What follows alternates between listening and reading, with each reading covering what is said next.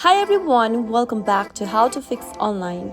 In today's video, I'm going to show you how to fix sound removed in TikTok. If there is a certain video on your TikTok account where the sound has been removed, then this means you're probably using a song that does not have copyright with TikTok. So in that case, there is only one solution to the problem. Simply delete the video by tapping on the three dots at the bottom right and swipe towards the left hand side from the bottom of the screen and tap on delete. Tap on delete in order to confirm your video deletion. Once you delete the video, re-upload the video back again, and this time upload again with a copyrighted song from your TikTok music library. That is the only thing you can do.